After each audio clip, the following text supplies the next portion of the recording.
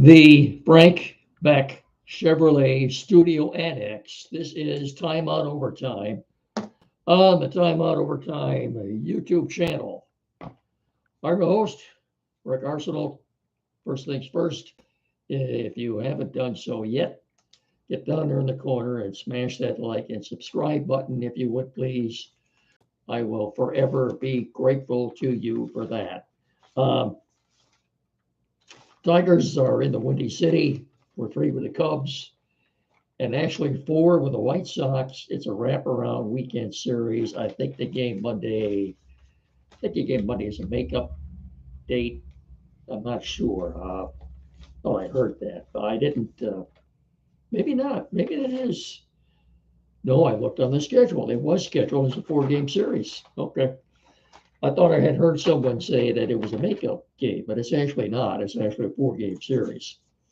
We'll get to that. Get the Dan Campbell and his presser this morning came on, gave everybody an injury update.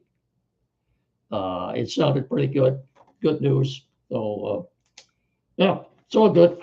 So we'll start with this and then get right into it. Time on Overtime is sponsored in part by Frank Beck Chevrolet and M99 between Hillsdale and Jonesville. If it's time for a new to you vehicle, let the sales pros at Beck's help you choose the right vehicle. New or pre-owned, Beck's has the top selection in the tri-state area with over 200 vehicles in stock.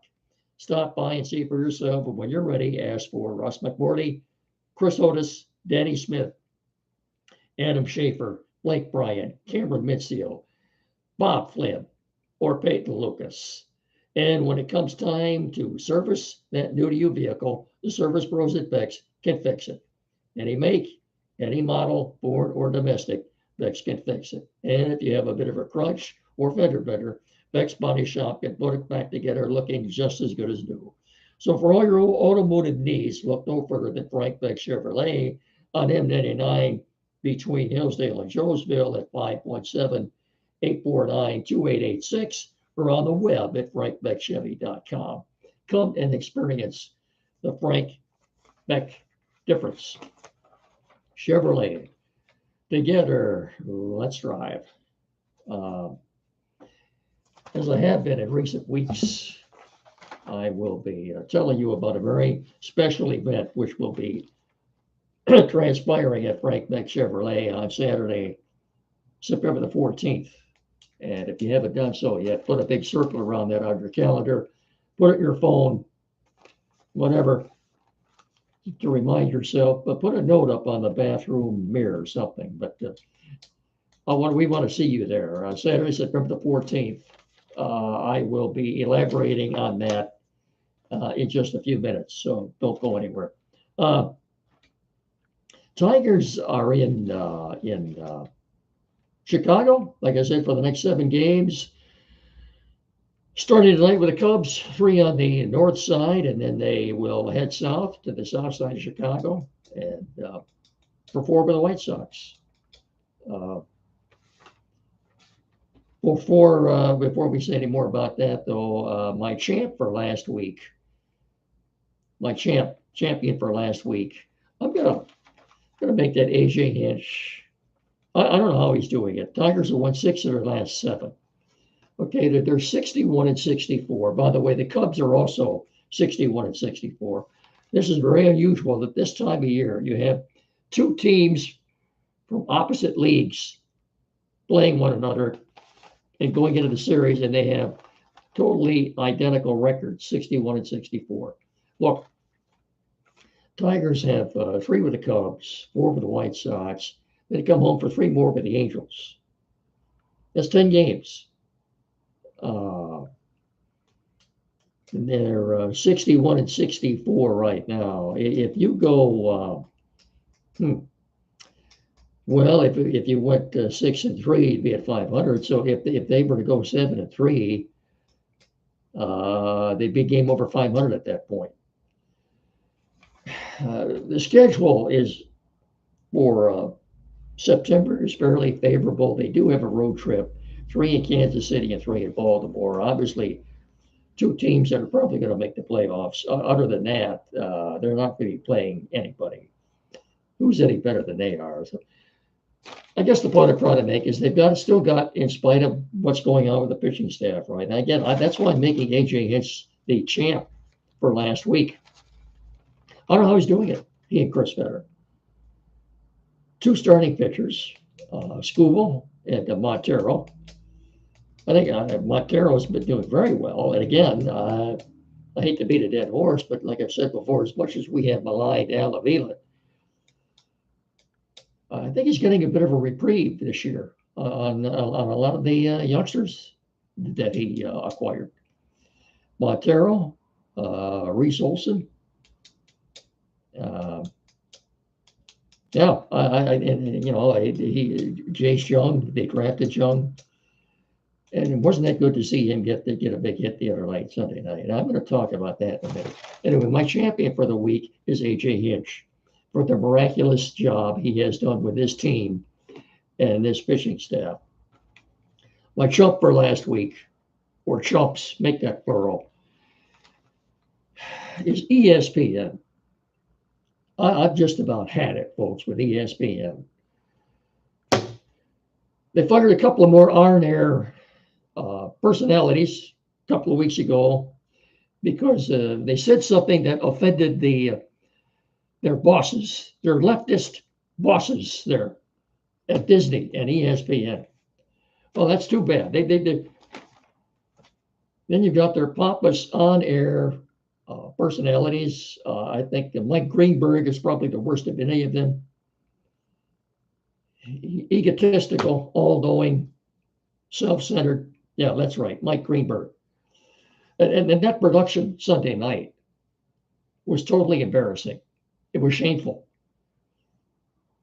You might as well have had John Sterling and Susan Waldman calling that game. Tigers didn't matter. It was all slanted toward the Yankees. Yankees were the only thing that mattered in this game.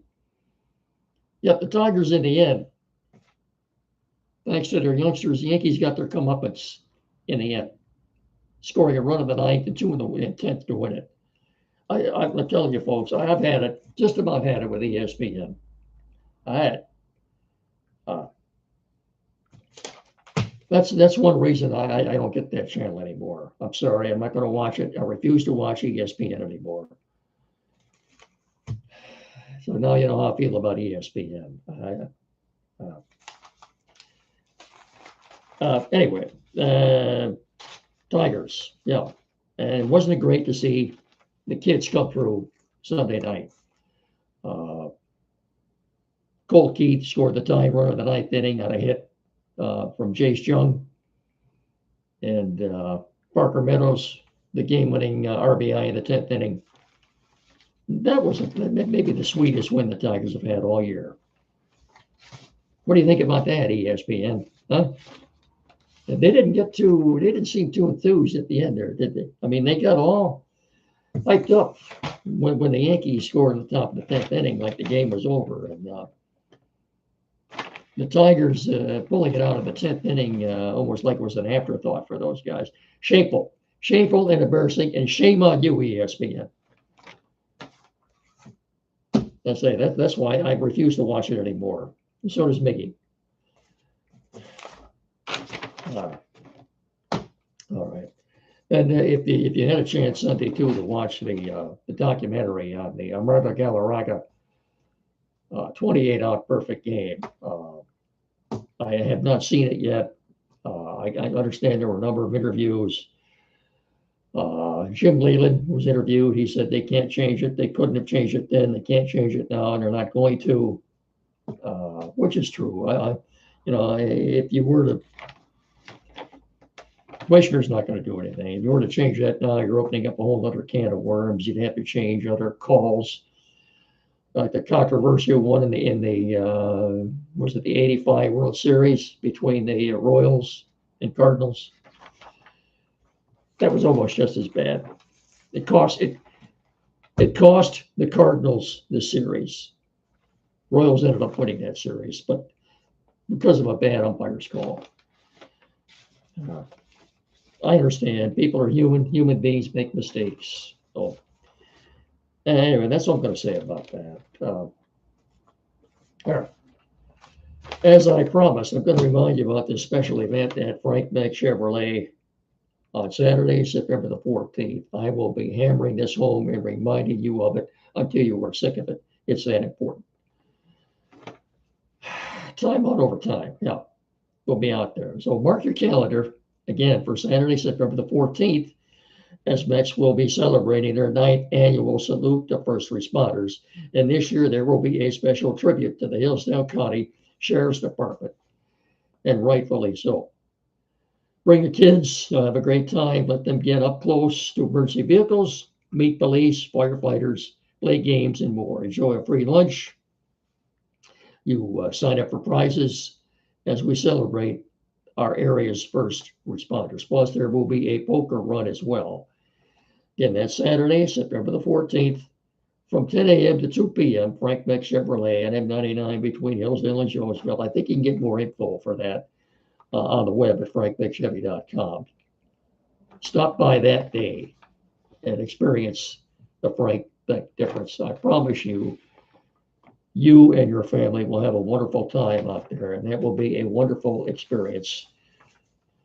And as I said, we'll be doing the timeout show from out there. I expect you folks to stop by and say hello. We're all going to have a great time. We were there last year, had a lot of fun. It's a fun day. Like I promise you, the kids will have a great time there, and so will you. Saturday, September the 14th, Frank Beck Chevrolet. Be there. I want to see you there. Okay? Okay. All right. Quickly, the college football season gets underway this Saturday at noon from Dublin, Ireland, when the Florida State Seminoles take on Georgia Tech. In the preseason rankings, I believe Florida State is ranked 10th. Last time I looked, they were, 11.5 point favorites. Yeah, 11.5 point favorites. The over-under for the game was 55.5. The game will be on CBS at noon on Saturday as we kick off the college football season. And here we go. The weather's been kind of footballish, hasn't it, lately? Getting down to the 40s here the next couple of nights.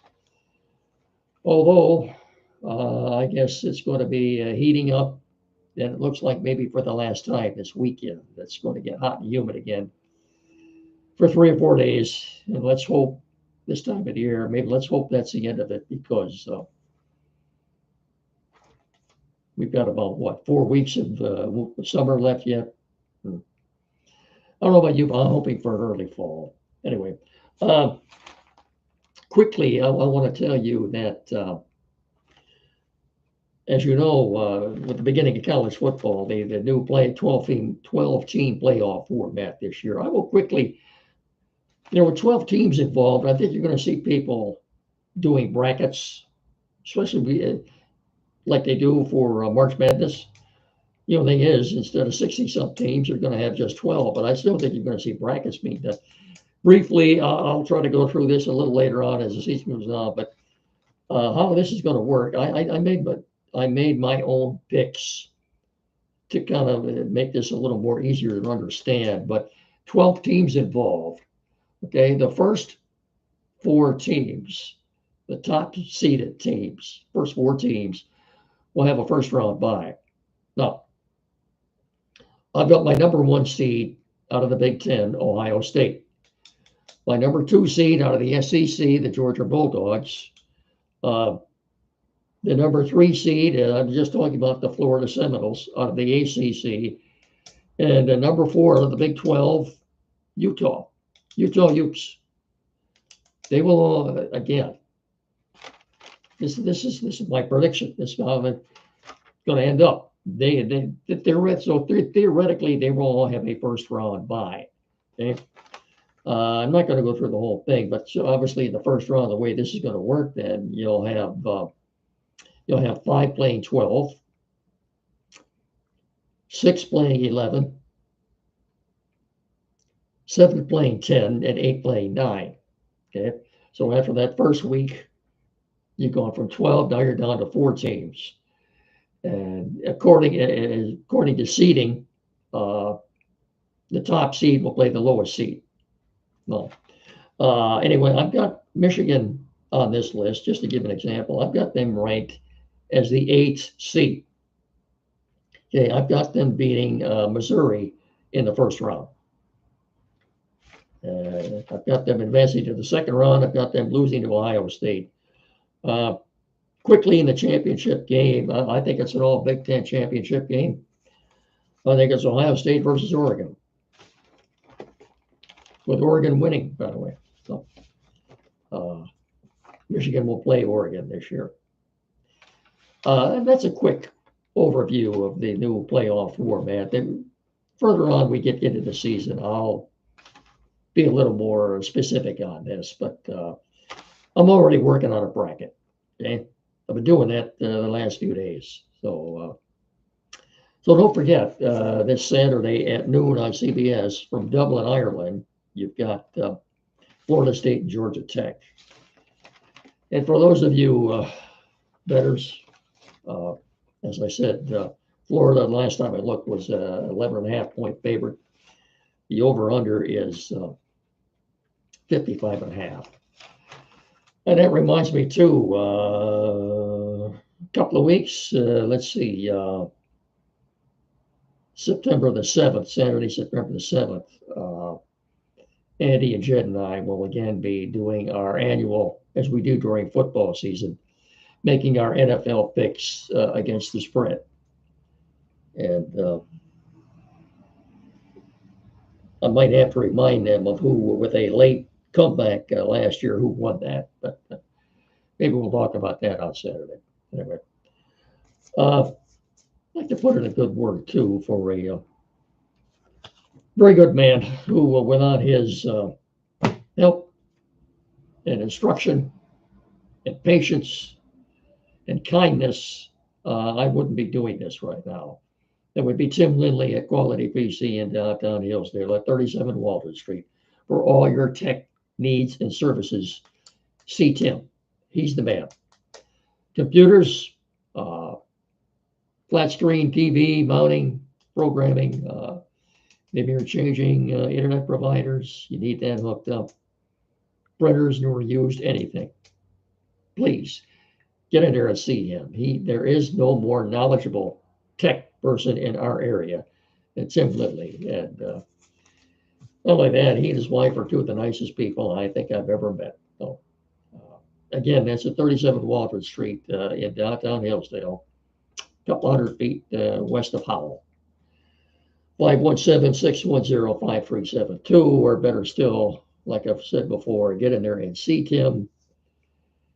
And when you do, tell him me and Mickey sent you. All right, thank you. Briefly, quickly, I'm about ready to put a bow on this, but Dan Campbell spoke this morning. Now, DJ Reader was at a charity event yesterday, and Dave Burkett was there too. Reader said that he wasn't sure when he would be back yet.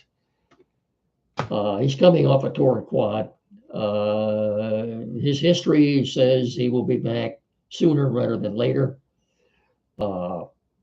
He's on the PUP list right now, physically unable to perform. I'd say right now it's 50-50 that he'll be running for the opener on Sunday night, September the 8th. But the dig is the rosters, NFL teams has to be down to 53 men by a week from today at 4 o'clock Eastern time. That's 1 o'clock Pacific time. They got to be down to 53 man rosters. I can see the Lions reinstating him and putting him on the roster, because if he starts the season on the PUP list, he's got to sit out a minimum of 4 games. That means he wouldn't be back until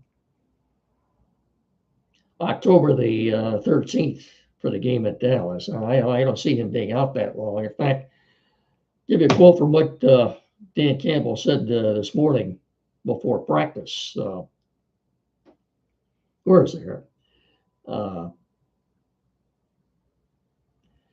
Gibbs is, as far as the injury goes, injury report. Uh, DJ Reader, anyway, said yesterday he's feeling better. He's moving around. Uh, he, uh, he said he thinks it's 50-50 right now. Dan Campbell sounded a little more encouraging than that. Anyway, here's a brief report of what he said on as far as the injury report goes. Running back Jahmyr Gibbs is expected to return to practice next week after sitting out about a week of practice due to a slight hamstring injury.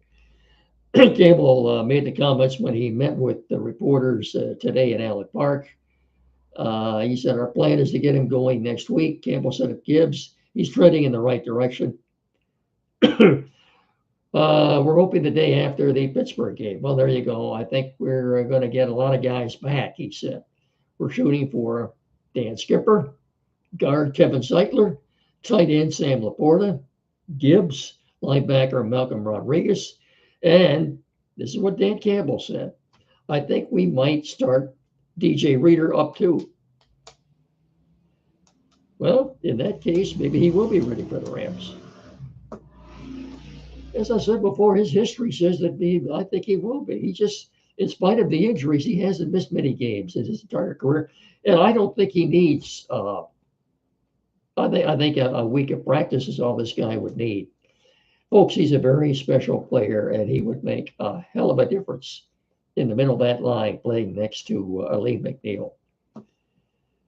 This is, of course, along with Kevin Zeitler, this is the most significant off-season acquisition the Lions made this year. And I maybe after hearing what Campbell had to say, I think it's probably maybe 70-30 that he will play. Yeah, he sounded encouraged, didn't he? Yeah. That's going to about do it. Don't forget Saturday morning, Timeout Show with Eddie and Jed there locally on 92.1 WCSR FM from 9 to 10. And I will talk to you again on Thursday. Until then, remember, please treat each other with respect and have a good evening. So